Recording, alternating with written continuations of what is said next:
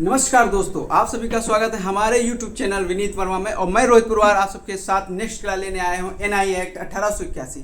जैसा हमारी पिछली 3 क्लासें आप लोगों ने पढ़ी, जिसमें आपको चैप्टर फर्स्ट एंड सेकंड पढ़ाया गया। आज चैप्टर हम 3 की बात करेंगे, जो धारा 26 से लेकर के 45A तक के हैं। पिछली क्लासों में आप पढ़ चुके हैं, और अगर जिन लोगों ने अभी तक नहीं पढ़ा, हमारे चैनल पे पहली बार आए, तो पिछली 3 क्लासें अवश्य देखें और हमारे चैनल को सब्सक्राइब जरूर करें। तो आइए दोस्तों, चलते हैं हम अपने सिलेबस पे, अर्थात कि अपने NI एक्ट पर।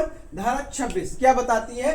धारा 26 बताती है कि वचन पत्र आदि रचने के लिए सामर्थ्य, मतलब कि जो वचन पत्र है उसको लिखने वाला व्यक्ति की क्या सामर्थ्यता होती है, क्या सामर्थ्य होगा। उसके बाद बताता है कि ऐसा व्यक्ति जो जिसके अवधि के वह अध्याधीन है, संविदा करने के लिए सामर्थ्य है, मतलब कि ऐसा व्यक्ति जो संविदा करने के लिए सामर्थ्य है, जो संविदा कर सकता है, वह व्यक्ति क्या कर सकता है? वचन पत्र लिखता है। संविदा करने के लिए समर्थ है। वचन पत्र, विनिमय पत्र, चेक की रचना, लेखन प्रतिग्रहण और पृष्ठांकन प्रदान प्राक्रमण करके कर सकेगा। मतलब कि जो व्यक्ति संविदा कर सकता है, हमारा कॉन्ट्रैक्ट एक्ट के अंतर्गत जो कॉन्ट्रैक्ट करने के लिए लायबल है, वह व्यक्ति अपना जो है वचन पत्र भी लिख सकता है, विनय पत्र भी लिख सकता है और चेक भी लिख सकता है। दूसरी धारा हमारी है 27 एजेंसी तो आप जानते ही होंगे।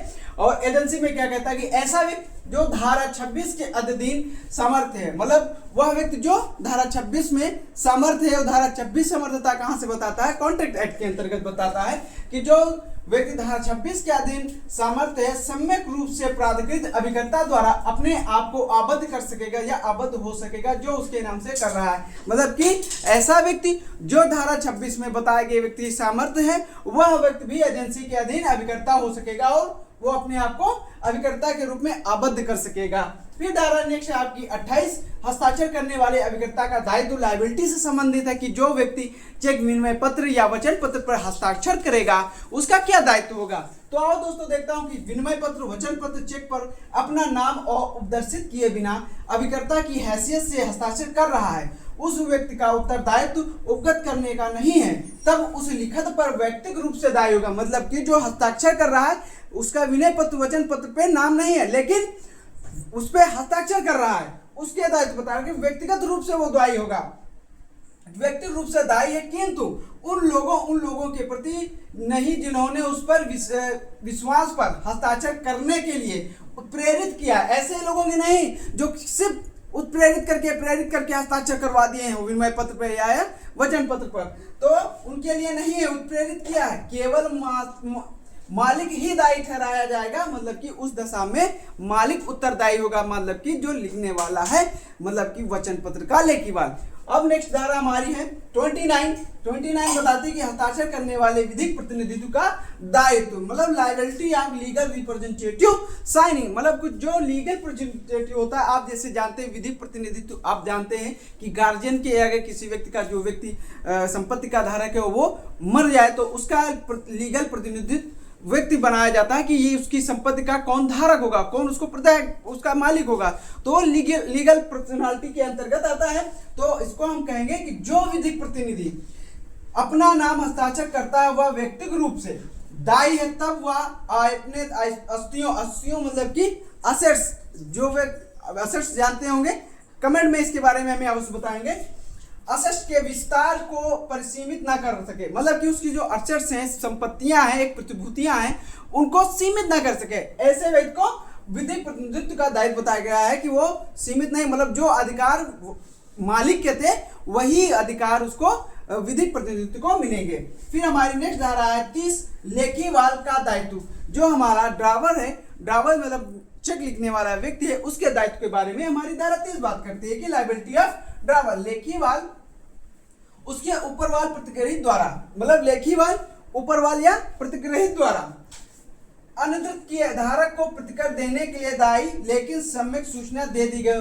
मतलब कि जो लेखीवाल है, उसका दायित्व बताया गया कि जो लेखीवाल ने चेक या विनिमय पत्र या वचन पत्र दिया है, और किसको दिया है? ड्रावरी मतलब कि ऊपरवाल को दिया है। तो अगर उसका धारक को किसी प्रकार की धारक को प्रतिकर देने के लिए दायी, मान लो उसको नुकसान हो जाता है, तो धारक को उसका सम्यक सूचना दे करके सम्यक सूचना के माध्यम से वो प्रतिकर पाने का अधिकारी होगा। ये हमारी धारा 30 बताती है। फिर हमारी नेक्स्ट धारा है 31 चेक के ऊपरवाल का दायित्व मतलब कि जो हमारा ड्रावी है, लायबिलिटी ऑफ ड्रावी, ड्रावी का दायित्व हमारा 31 में बताया गया। क्या कहता है कि चेक की निधियां जो समुदाय के लिए उपयोजित की जा सकती हैं। चेक की निधियां, चेक की बात कर रहा है, चेक की निधियां जो संदाय करने के लिए उपयोजित की जा सकती हैं। ऊपरवाल को ऐसे चेक का संदाय करना होगा। संदाय में व्यतिक्रम होने पर, मतलब व्यतिक्रम किया जा रहा है, वहां नुकसानी लेखीवाल को देना होगा। मान लो लेखीवाल, यहां पर समझ लो, अगर ऊपरवाल ने, ड्रावरी ने किसी संदाय में ड्रावरी के द्वारा संदाय जो करना है उसको अगर कोई नुकसानी होता है चेक के माध्यम से, तो उस नुकसानी की प्रतिपूर्ति लेखीवाल को देना होगा ऊपरवाल के द्वारा। वहां पर 30 में बताया है कि अगर नुकसानी अगर धारक के होता है लेखीवाल को, तो ऊपरवाल को होता है तो लेखीवाल देगा, और यहाँ पर अगर वो लेखीवाल को होता है तो ऊपरवाल देगा। ये 31 बताइए, ये दोनों एक साथ पढ़ना चाहिए। तीसरा आपका सेक्शन है 32 कहता है कि वचन पत्र के रचयिता और विनिमय पत्र के रचयिता के प्रति प्रतिग्रहिता का दायित्व। क्या कहता है कि liability of maker of note and acceptor of bill, जो मतलब कि बताता है वचन पत्र के रचयिता, जो वचन पत्र का लिखने वाला है, रचित करने वाला व्यक्ति है, और विनिमय पत्र के रचयिता का प्रतिग्रहिता, जो विनिमय पत्र का रचना करने वाला रचयिता है, उसके प्रतिग्रहिता का दायित्व, मतलब जो उसको एक्सेप्ट कर रहा है उसका दायित्व की बात करता है। तो तथ्य प्रतिकूल संविदा ना हो, यदि कहता है तथ्य प्रतिकूल संविदा ना हो, अगर कोई संविदा नहीं है तब यह धारा लागू होगी। संविदा ना हो तो वचन पत्र का रचयिता, ध्यान से पढ़िएगा, वचन पत्र का रचयिता और विनिमय पत्र के परिपक्व होने पर, मतलब मिच्योर होने पर, वचन पत्र और विनिमय पत्र के मिच्योर होने पर या होने के पूर्व या पश्चात, दोनों दो बातें लिखी है। जो वचन पत्र हमारा है वो परिपक्व, मतलब मिच्योर होने के पूर्व या बाद, के पूर्व बाद मतलब पश्चात, उसकी रकम धारक मांगकर संदत करने के लिए आबद्ध है, मतलब उसकी रकम मांग सकता है कौन?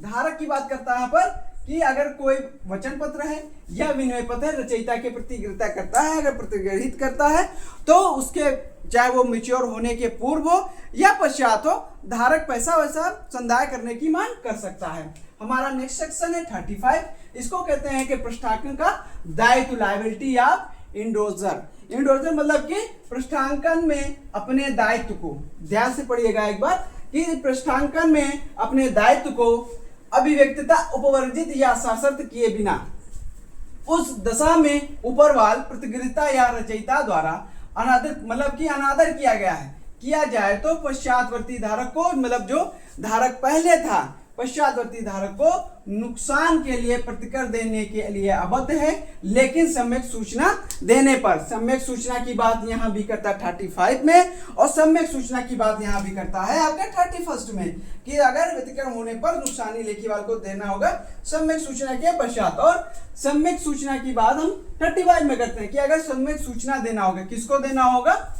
नुकसानी के लिए, प्रतिकर के लिए, आबद्ध के लिए। अगर कोई नुकसानी है उसके लिए आबद्ध होगा, लेकिन अगर जब ऊपरवाल को वो क्या सम्यक सूचना दे दी जाएगी। ठीक है, हमारी धारा 39 कहती है, क्योंकि ये मैं इंपॉर्टेंट धारा ही पढ़ाऊंगा जो हमारे यूजीसी नेट पेपर में पूछे जा रहे हैं, इसलिए 35 के बाद सीधे 39 हमारी धाराएं हैं जो चैप्टर नंबर 3 के प्रतिभूत या श्योरिटीशिप। ठीक है, इसमें कहता है कि प्रतिग्रहित विनिमय पत्र का, जो प्रतिग्रहित करने वाला है विनिमय पत्र का धारक कोई संविदा कर लेता है। जो प्रतिग्रहित विनिमय पत्र है वो उसका धारक कोई संविदा कर लेता है, जिससे अन्य पक्षकार धारा 134 135 के अधीन उन्मोचित हो जाता है। ठीक है, धारा 134 135 कौन सी?